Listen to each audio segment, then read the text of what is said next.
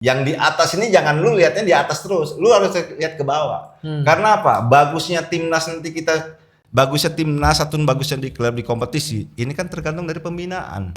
Buat Ramadhan Sananta, dia lebih bagus dia bermain di luar daripada dia bersaing di dalam. Di lokal juga dia nggak jadi pemain inti, ya mending dia keluar jadi pemain inti kesempatan. Saya pengin pemain lokal kita di Liga Indonesia ini ada kayak yang muncul gitu. Ada nggak yang namanya salah satu pemain lokal tuh di nama top score? Nggak ada kan? Nggak ada.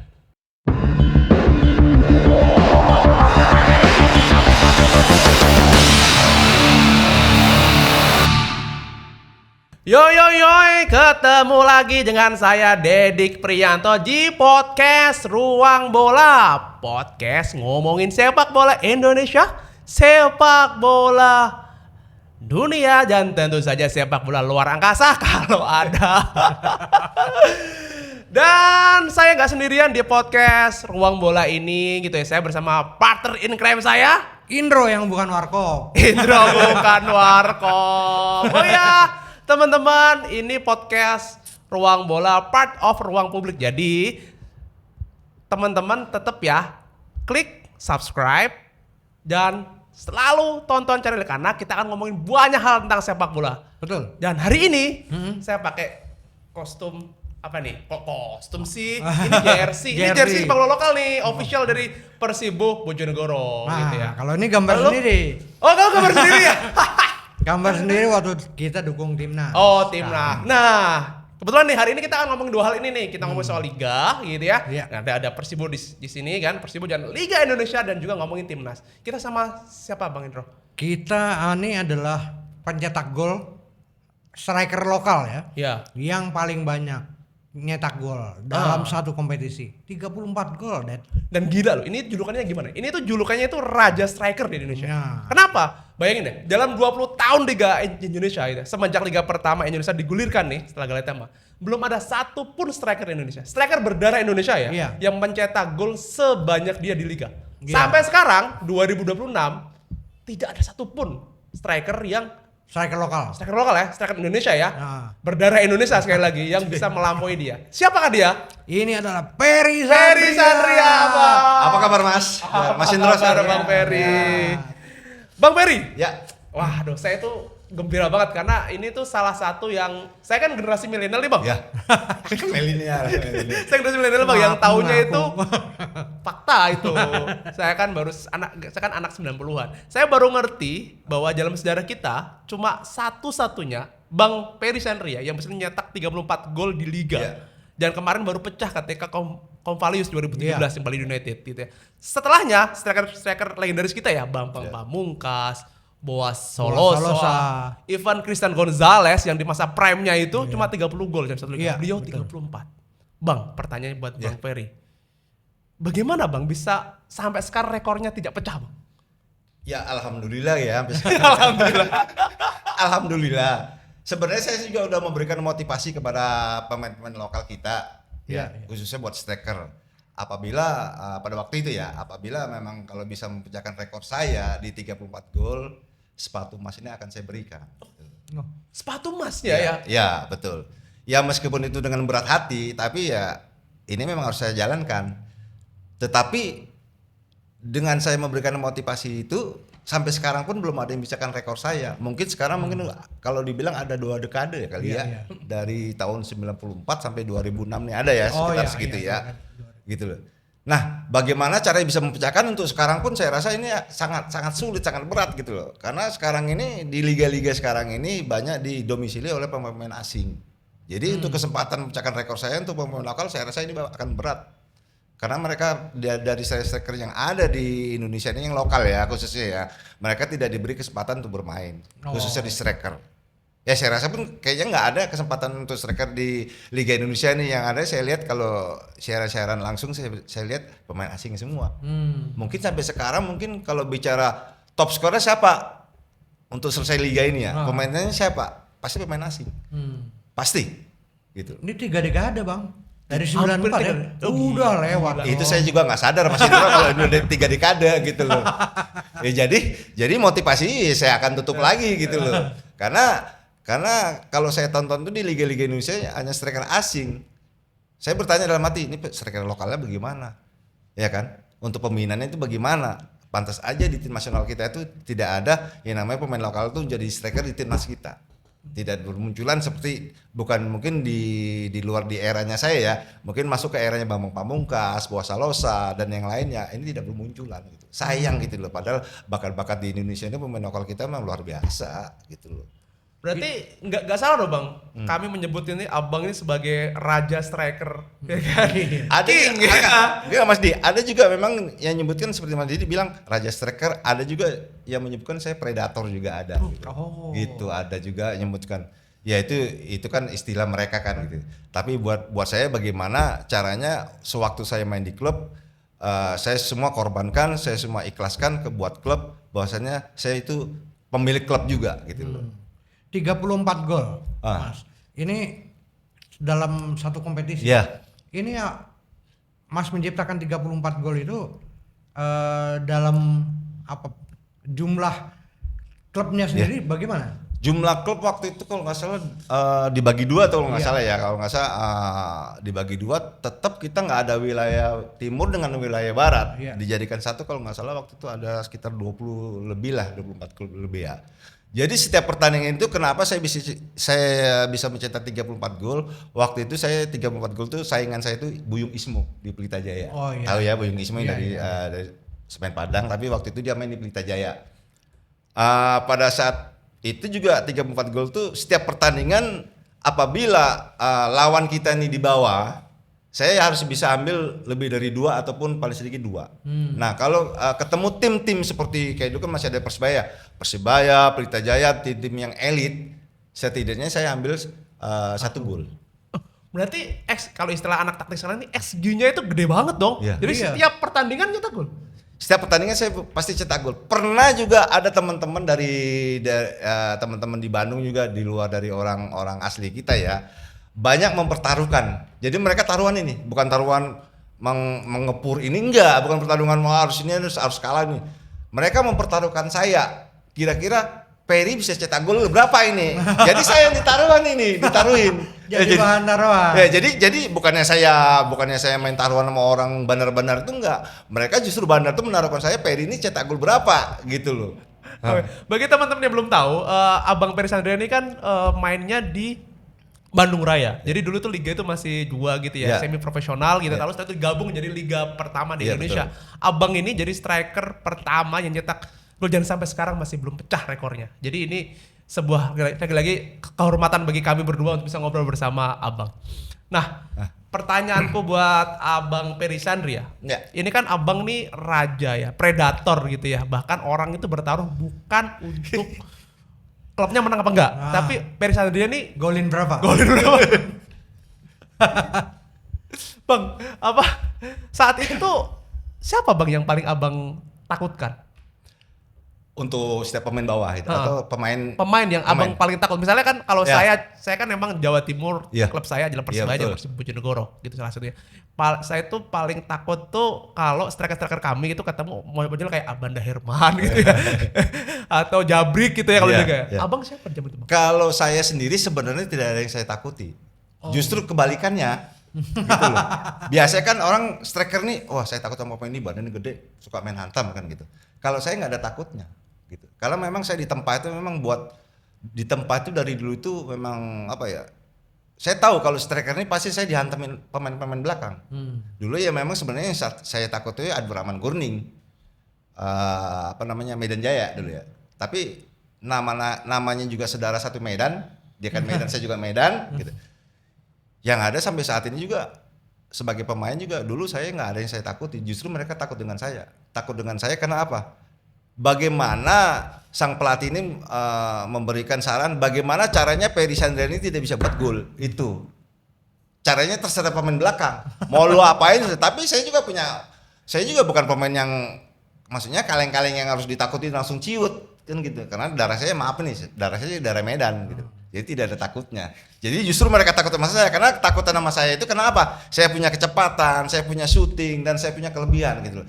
Jadi kelebihan itu yang saya manfaati gitu loh. pada saat pemain belakang ini usil dengan saya juga lebih usil gitu. Kan ada pemain dulu yang usil, ya ada usilnya itu yang baik, yang nggak bagus-bagus lah, yang segala kita disentil kita punya kemaluan, segala kadang-kadang kita diludahin. Tapi saya juga nggak kehilangan akal.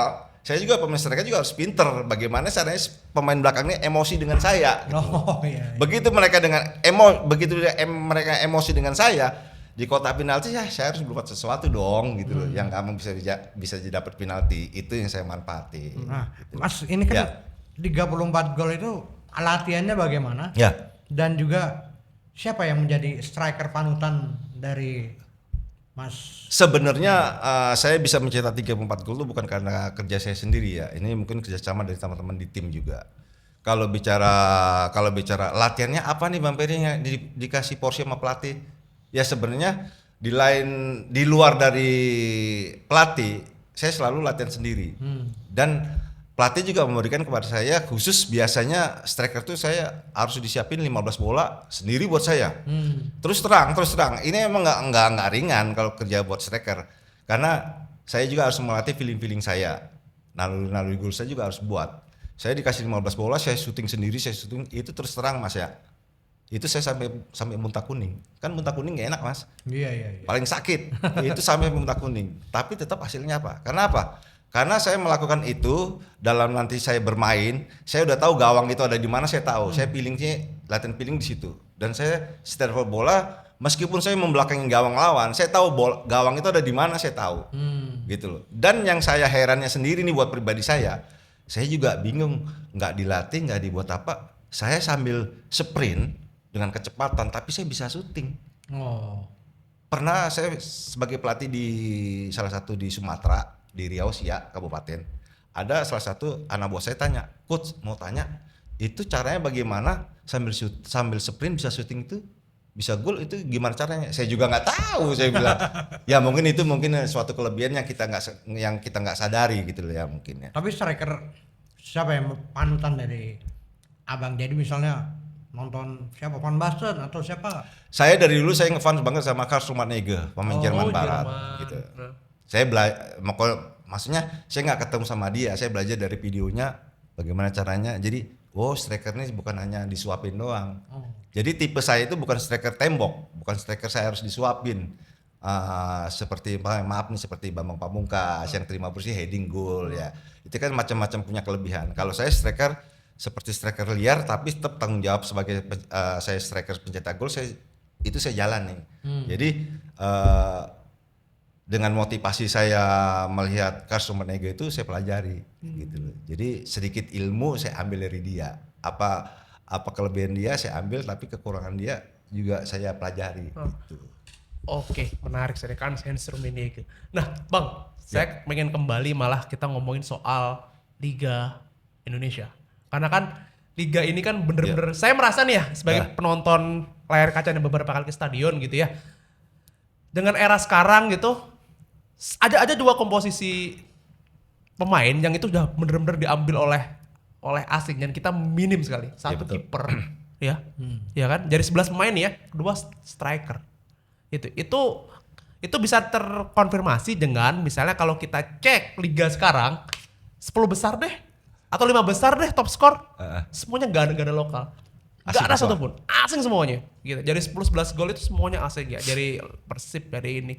Bahkan dua pemain yang akan jadi naturalisasi, bukan naturalisasi sih ya, Ciro Alves misalnya yang akan jadi mau dinaturalisasi, mau kan, dia juga belum bisa level 10 gol, masih 4-5 gol gitu.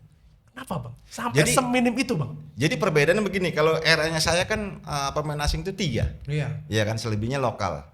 Jadi kalau dibilang kata prestasi untuk pemain lokal itu pasti menonjol karena ada 3 pemain asing. Nah sekarang kan 8+3. Andaikan kalau kiper itu juga lokal, berarti 2 kita main, sisanya asing kan gitu. Kalau kiper itu asing berarti 3 kita main, ya kan. Saya rasa itu mungkin perbedaan kenapa pemain lokal tidak muncul, ya kan. Kebanyakan sekarang pemain asing, ya kan begitu. Ini saya sebenarnya sih buat saya sih nggak masalah karena di liga-liga Eropa juga kayak Liga Inggris, liga manapun banyak juga pemain mereka juga pemain asing, pemain lokalnya hanya beberapa. Tapi yang saya mau tuh pemain lokal yang benar-benar punya kualitas sama dengan pemain asing gitu loh. Tapi ternyata juga saya juga lihat pemain asing juga kualitasnya juga nggak jauh beda dengan pemain lokal. Oh sebentar. Menurut abang berarti beberapa pemain asing kita levelnya harusnya lebih dari pemain lokal dong, harus. Faktanya enggak. Faktanya saya rasa mah kayaknya nggak begitu beda jauh ya, gitu loh. Kalau saya lihat ya, gitu. Tapi cuma kesempatan pemain. Cuma kesempatan dari pemain lokal sendiri kita nggak ada. Karena di sini kita lihat ya, dari Liga 1 pelatih asing hampir semua dia pegang. Kecuali cuma satu pemain pelatih lokal kita, Henry Silo, itu CS saya itu di Maulud United sekarang. Cuma itu doang. Selebihnya mana? Padahal kita sekarang ini kita punya APRO, pelatih APRO. Ya kan? Nyatanya dia nggak ada pegang liga. Asisten pun enggak. Kan begitu. Nah, ini apa yang mau kita buat gitu loh. Bahkan legenda-legenda kita yang punya APRO, Kurniawan, Bima Sakti ngelatih di Persela. Misalnya kan gitu-gitu. Segitunya. RD aja lah kita lihat. Coach RD. Liga 2 dia pegang. Persipura. Iya. Nah, sekarang gini. Banyak kita punya lisensi APRO, AFC, tapi mereka tidak ada dipekerjakan. Jadi makanya saya selalu berbicara mau ngeluh dengan siapa ini, mau ikut kursus lagi, dalam hati saya kita sudah banyak pelatih tapi mereka tidak dipekerjakan. Ini PR dari federasi, gitu loh. Kita disuruh kursus harus banyak pelatih-pelatih yang punya sertifikat, tapi mereka tidak dipekerjakan, gitu loh. Ya percuma. Kayak APRO yang kemarin tuh Mas Indro ya, mereka udah APRO udah habis, udah habis 200 sekian juta, ya kan. Tapi nyatanya nggak ada yang ngelatih liga, yang ngelatih Liga 2 juga nggak ada. Berapa orang aja yang selebihnya udah mulai dimasukin pelatih-pelatih asing. Jadi mau dikemanakan ini pelatih-pelatih? Ini PR buat federasi ini loh, jangan salah loh. Beda dengan di Jepang ya. Di Jepang itu banyak yang punya lisensi yang tinggi, tapi mereka dibudidayakan. Mereka mau ngelatih di ujung mana disilakan. Jadi mereka ada kerjaan. Jangan sempat di kita ini punya APRO kerjanya hanya ngadu ayam pegang SSB, itu kan bukan kelasnya dia gitu loh. Bukan racikan dia gitu loh. Iya, itu menjawab kenapa di level timnas kita nggak punya striker. Itu kan keluhan dari, misalnya gue masih ingat betul. Ya. Sintayong itu pernah di suatu waktu bilang bahwa coba sini carikan saya striker yang kalau saya ngasih bola ngegolin. Karena dia nggak pernah nemu. Ya kan? Itu ya Bang, berarti liga Betul. kita menutup kemungkinan. Jadi bukan masalah liga kita.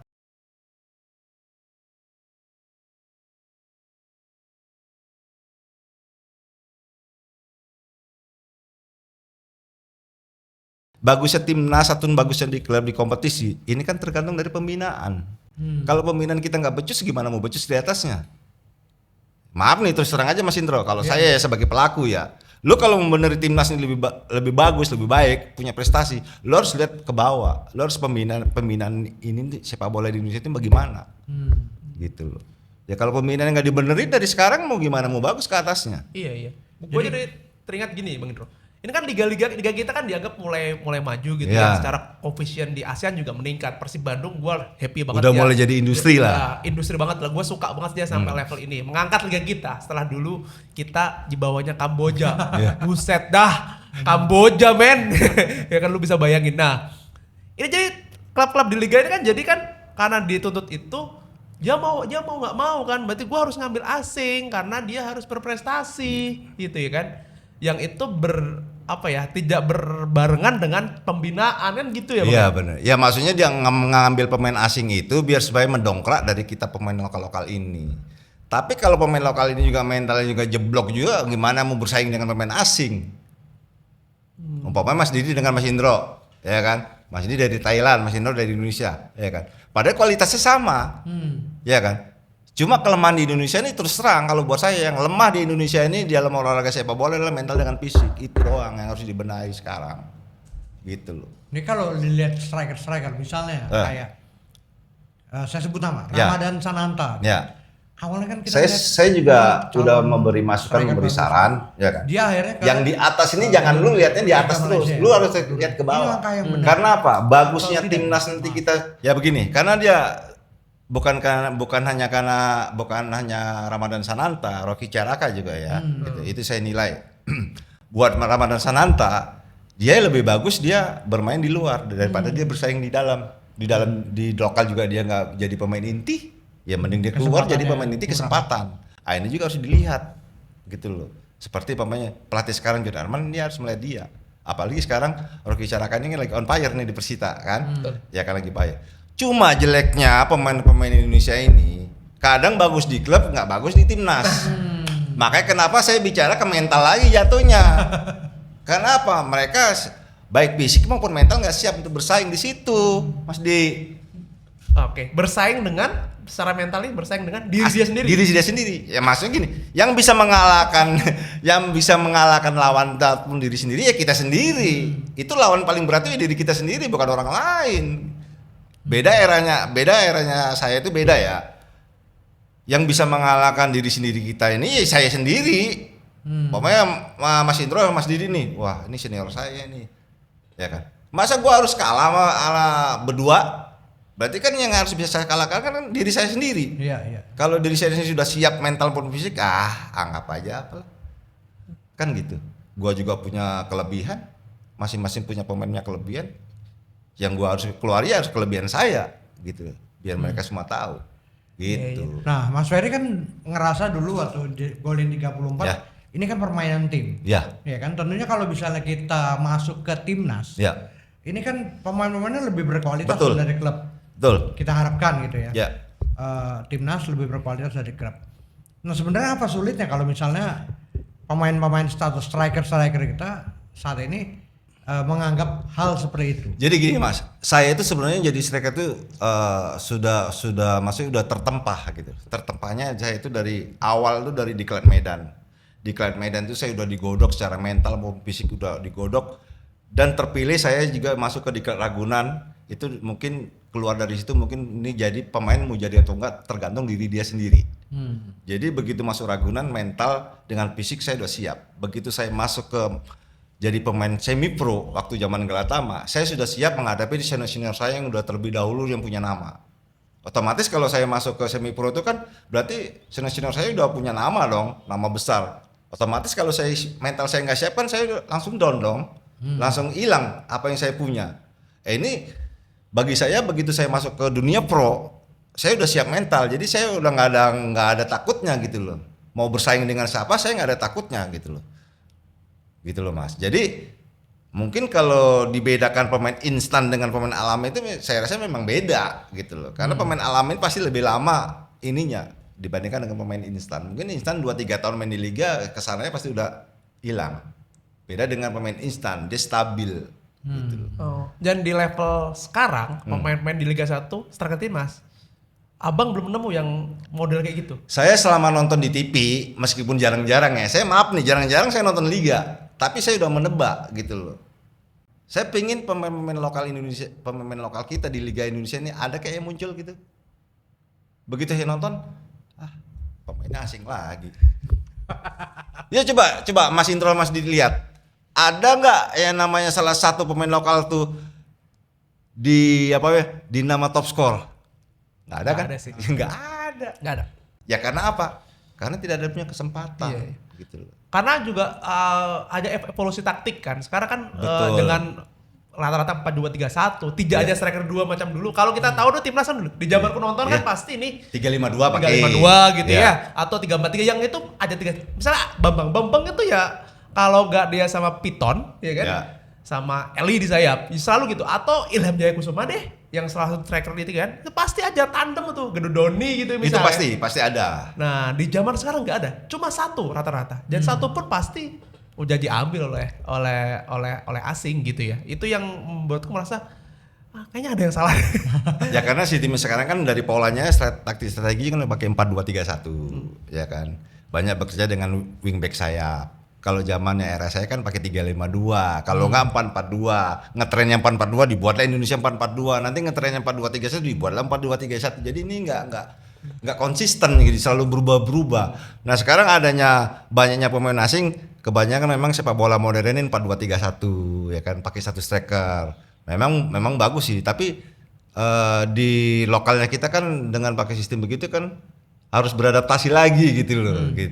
Iya. Nah, ini juga Abang Indro. Belakangan itu kan di liga kita itu ya, ini efek timnas ya, masih berkaitan dengan timnas ya. Ada striker yang dulu di timnas gacor banget, oke banget, main di luar gitu ya.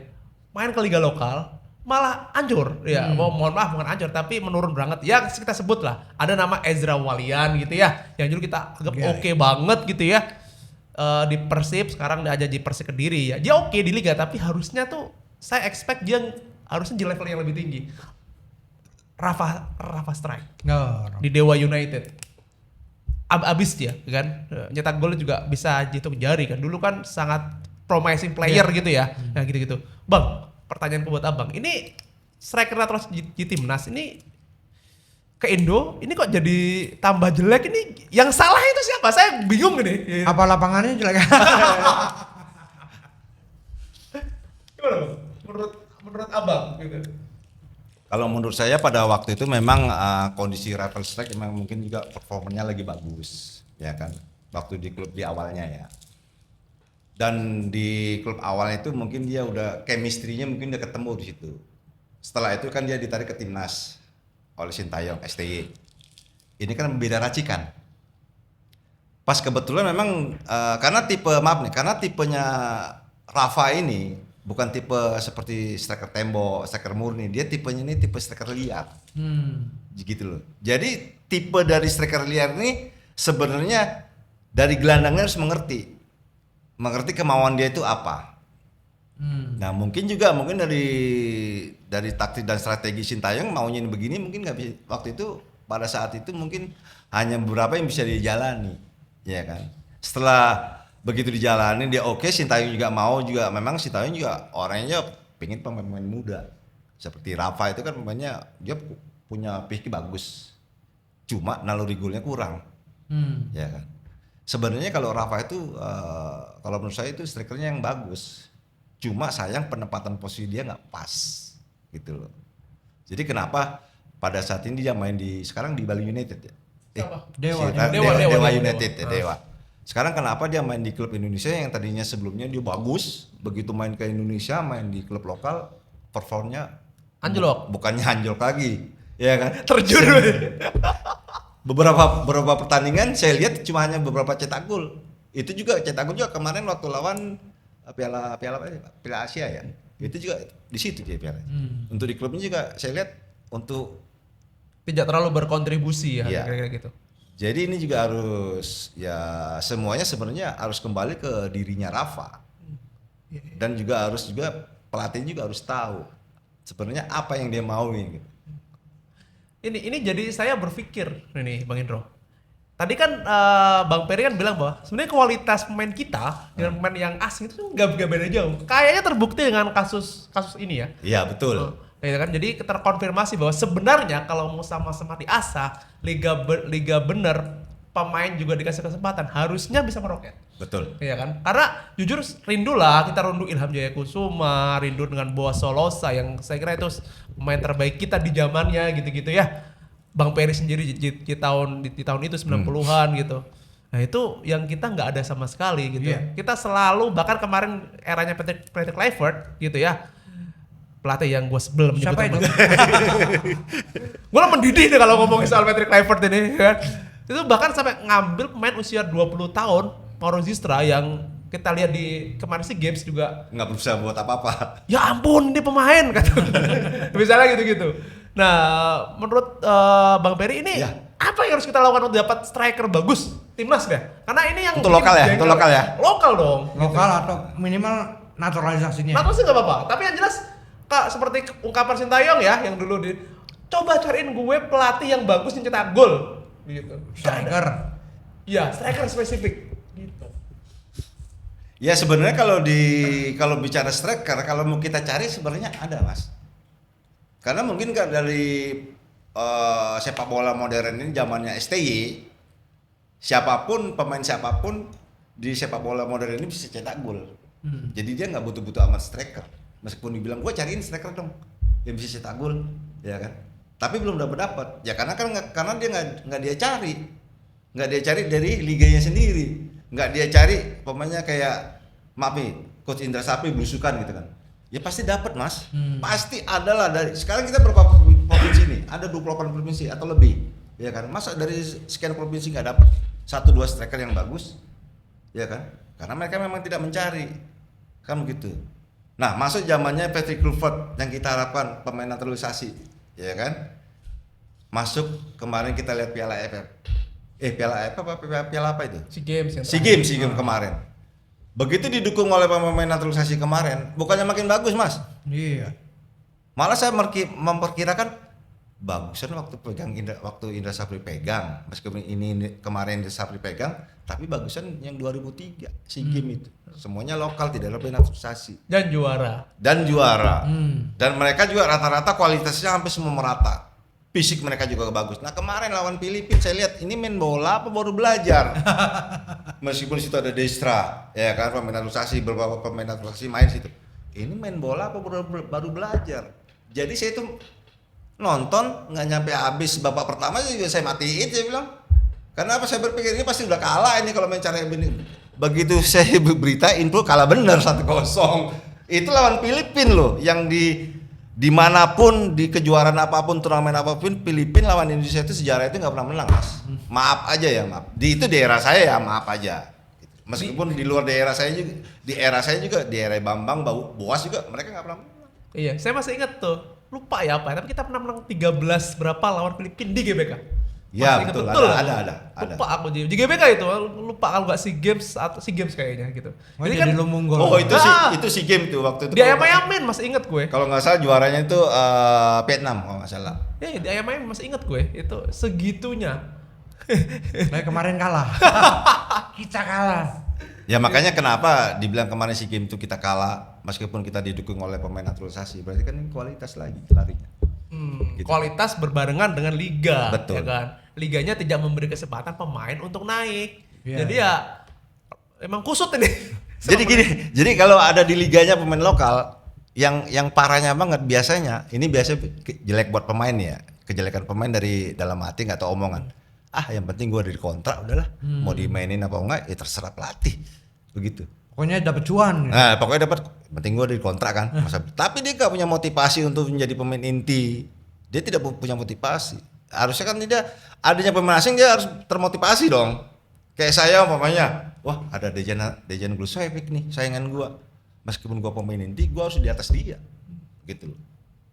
Kita harus tahu kelemahan saya ini apa. Ya saya harus buat sendiri. Buat sendiri apa? Ya, dengan latihan sendiri. Meskipun banyak teriakan dari kanan kiri, "Woi, mau kemana? Enggak saya dengerin. Anggap aja itu angin lalu. Yang penting buat diri saya sendiri nih buat maju. Itu. Berarti abang berlatih di luar porsi pelatih. Betul, iya betul. Oh wow. Ya karena itu saya mengasah untuk kekurangan saya gitu. Ya masa kekurangan saya nggak harus saya asah. Pokoknya saya punya kelebihan saya ini kalau nggak saya asah ya percuma. Seperti orang belajar, lu punya otak pinter, kalau nggak lu asah untuk belajar lagi, lu nggak bisa kalau lu diem aja. Lu bakalan duduk ya di situ aja, nggak bakalan lu harus mencapai level yang lu inginkan gitu. Nah, kenapa saya bicara gitu? Saya kepingin level saya yang saya inginkan yang pertama, saya jadi harus top score, saya harus bekerja, saya harus punya kekurangan, saya harus benahi, gitu loh. Dan bagaimana saya juga harus menjadi pemain terbaik yang saya harus benahi ya ini. Contoh, pokoknya waktu kita juara di Liga 2 setelah Persib. Ya kan, untuk penilaian pihak wartawan, saya adalah pemain terbaik dan Dejan juga pemain top skor. Sebenarnya saya bisa melampaui Dejan, saya bisa menjadi top skor 2 kali. Cuma karena saya satu tim, karena ini udah juara, ya saya harus ngalah. Saya ambil pemain terbaik dari versi wartawan. Ternyata begitu tidak jadi pemain terbaik waktu itu, saya kecewa Mas Indro, saya kecewa. Kalau nggak salah pemain terbaik ini Roni Wabia. Oh, Roni Wabia. Karena memang puncak dalam karir sepak bola saya, yang pertama memang menjadi timnas, yang kedua memang saya yang harus cari top skor ya sekalian saya pemain terbaik. Waktu itu saya kecewa banget Mas. Yang pasti saya pemain terbaik. Dari situlah mulai mental saya udah mulai drop. Kenapa? Saya udah nggak mau lagi, ini namanya saya masuk timnas dipanggil saya nggak bakalan mau. Dan di klub juga ya ogah-ogahan saya, semau saya latihan kan. Nah, terjadilah di situ waktu kita untuk memperpanjang kontrak waktu Bandung Raya sebelum bubar itu, nah disitulah udah mulai ada keretakan gitu loh. Ya karena di samping itu juga ada orang-orang yang tidak suka dengan Bandung Raya, terutama ya maaf aja karena satu daerah kita dengan Persib, otomatis dia kan paling tua nggak mau diganggu nih gitu. Nah tadi kan Bang Ferry juga menekankan masalah mental. Ya.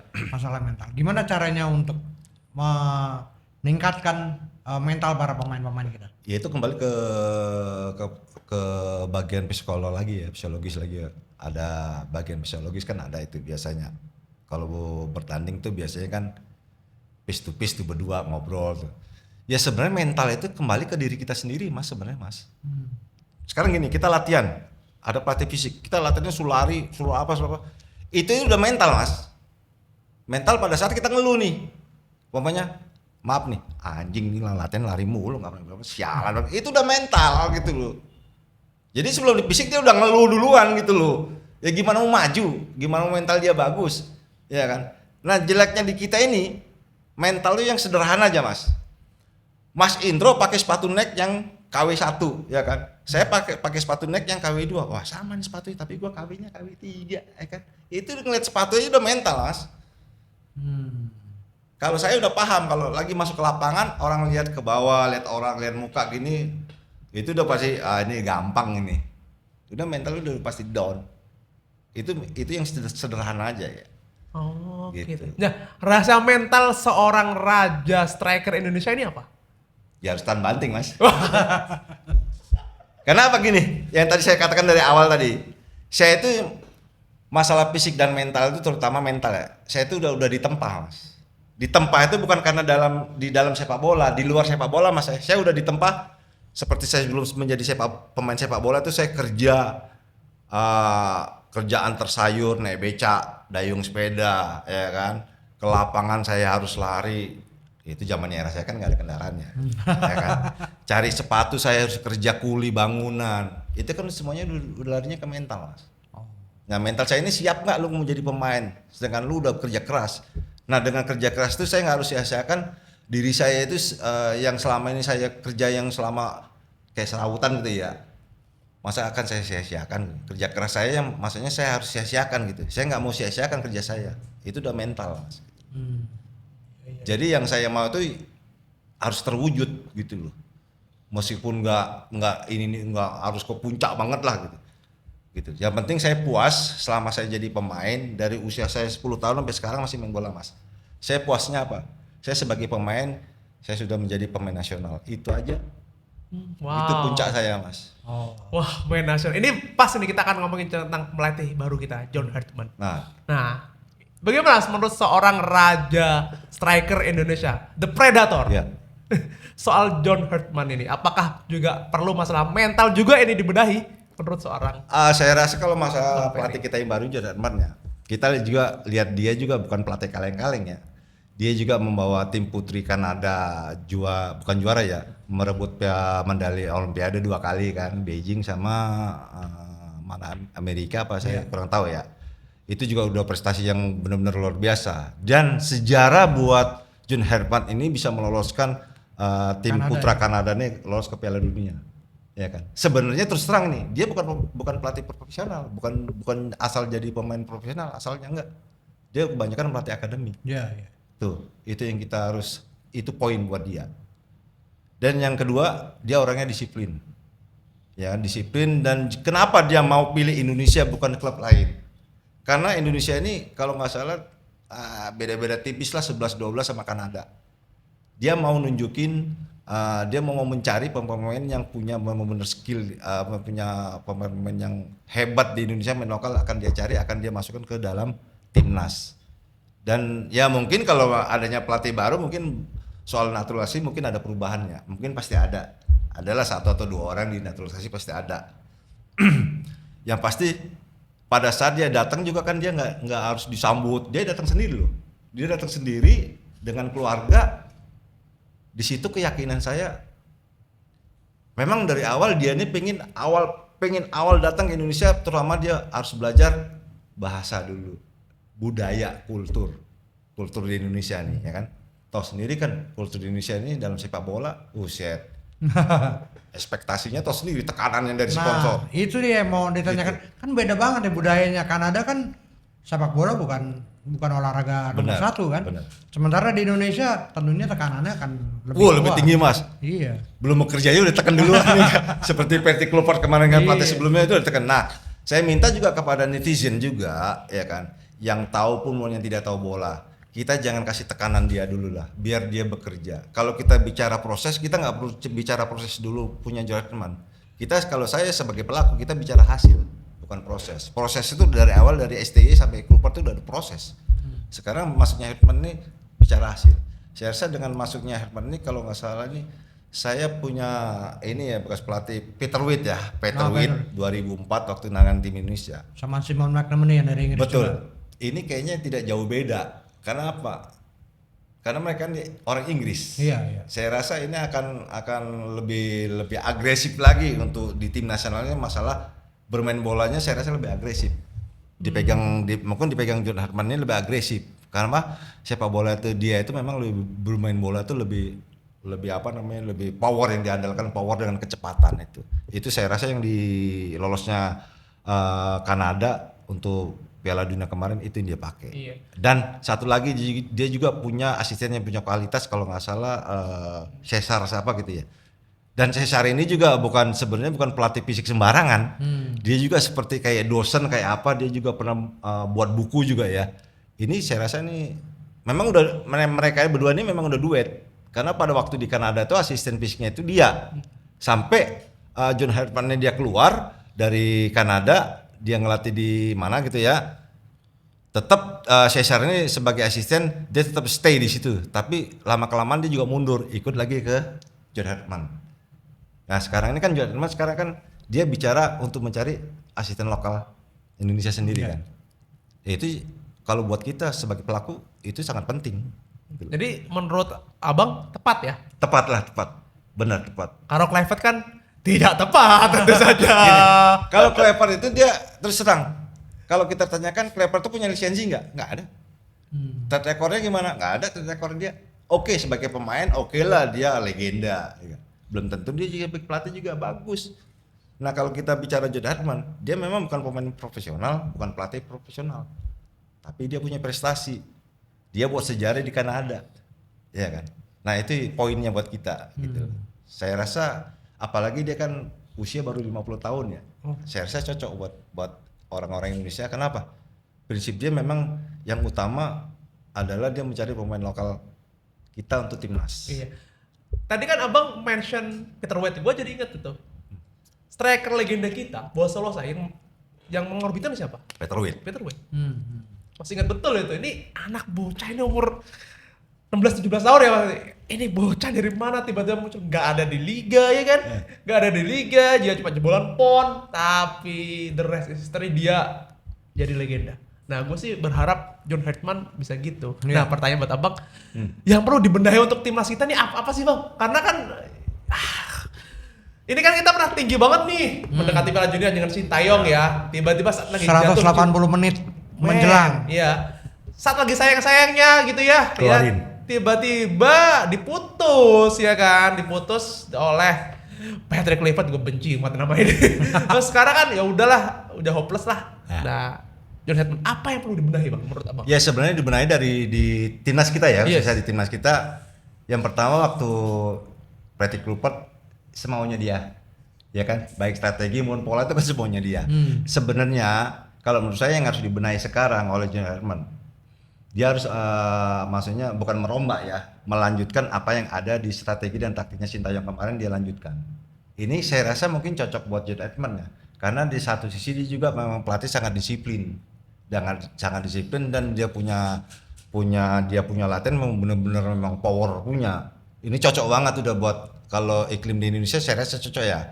Dia mau dia cocoknya itu karena orang-orang lokal ini orang Indonesia Asia ini kelebihannya itu kecepatan. Itu yang dia suka. Jadi harus memang yang dia tinggal ngelanjutin aja yang ada yang kemarin. Jangan seperti kayak Patrick Kluivert maunya sendiri. Sebenarnya kalau dia melanjutkan punya pelatih sebelumnya STY, saya rasa kemungkinan kemarin nggak bakalan gagal kita di Piala Dunia, gitu loh.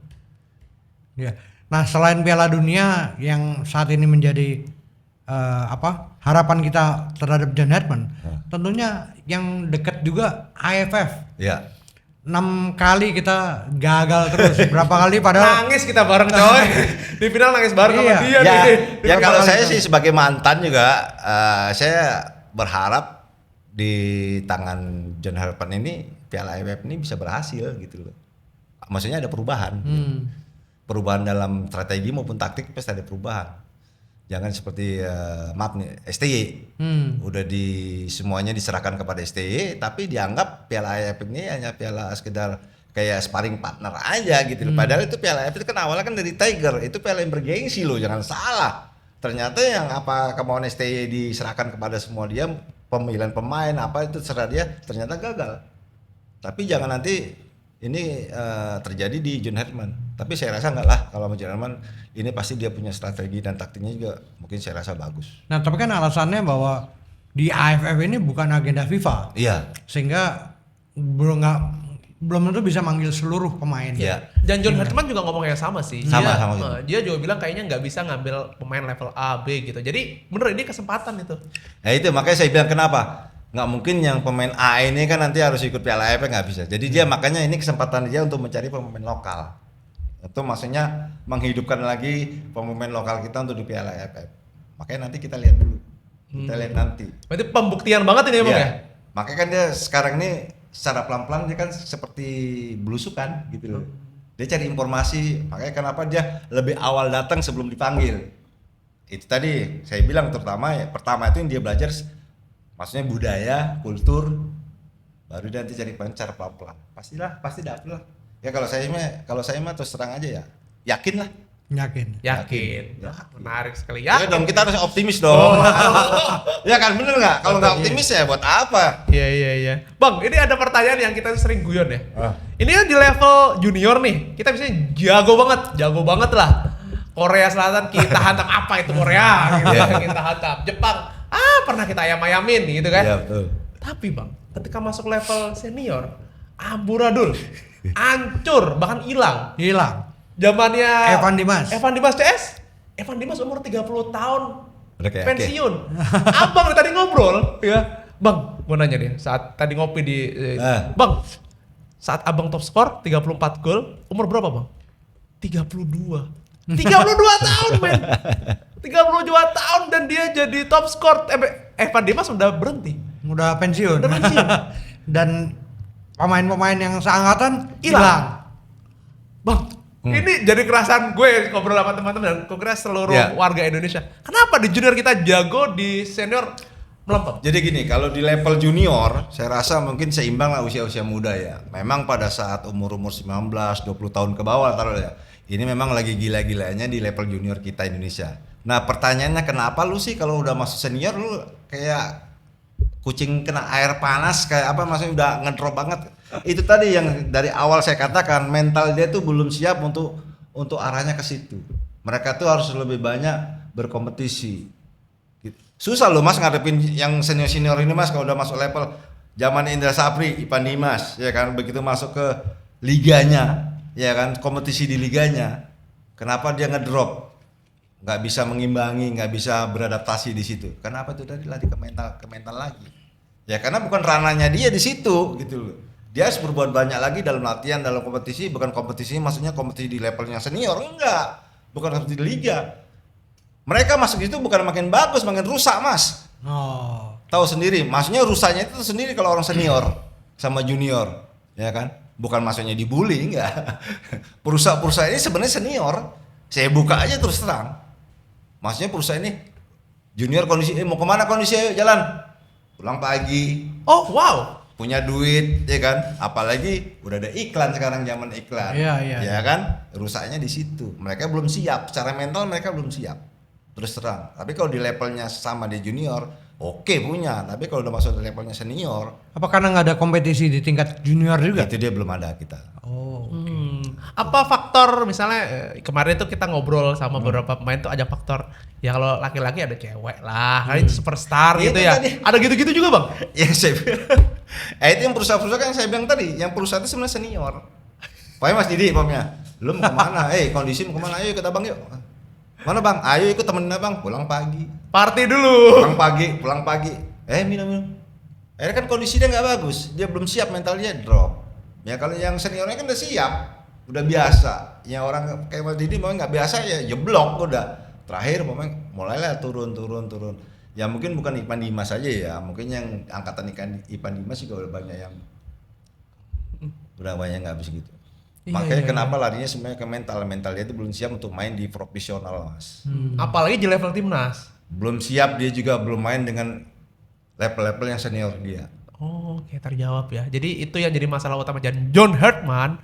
Saya kira perlu membenahi itu, ya Bang ya. Itu benar. Oke. Ya terutama yang saya bilang tadi, yang harus diperbaiki di dalam sepak bola Indonesia bukan apa-apa. Lo harus perbaiki mental dengan fisik. Lo harus benahi itu dulu. 2 titiknya itu. Termasuk para striker kita ya. Iya. Mas Indro mental belum siap, lu masih timnas. Tar lu ngadepin yang punya nama di timnas. Makanya saya bilang tadi dari awal, lu bagus di klub belum tentu lu bagus di timnas. Contoh, eranya saya, Ajat Sudrajat main di Persib kurang apa? Oh iya. Legenda itu. Nah, begitu masih timnas, nggak bisa apa-apa. Larinya kemana lagi? Mental juga kan? Oke. Iya, mental berhadapan dengan Mas Indro, saya junior, saya ngadepin Mas Indro, udah ciut aja ini. Waduh, saingan saya Mas Indro, ya kan? Udah kayak kambing conge, Mas. Oke, ini Ini lagi, saya terus terang di timnas ini saingan saya Bambang Nur sama almarhum Ricky Yakub. wow. Oh, oke. Yang tidak pernah tergantikan di timnas. Saya juniornya, Mas. Berapa tahun saya jadi kambing conge. Nah dari situ mental saya ngedrop. Setiap saya dipanggil timnas, saya nggak pernah mau. Alasan saya ini. Waktu itu saya di Kramayuda ya. Karena apa? Itu tadi masalahnya di situ. Nggak bisa bersaing sama yang senior saya. Jadi tetap ada juga ya di dalam bola itu senior selalu benar. Ya selalu. Iya. Menarik. Wah, ini sudah lengkap sekali. Kita menutup dengan what if. Tunggu dulu. Apa? Gini, nasib legenda Ya. sepak bola. Itu Oh, harus ya, diomongin menarik. juga dong. Oh iya, itu akan kita. Ini harus kita buka nggak ini? Harus dong. Ya, ini tadi kita Ya. ngobrol ya. Bang, ini kan Abang kan membawa kita ke level ya juara di level SEA Games dan sebagainya. Negara memperhatikan Abang dan teman-teman Abang nggak?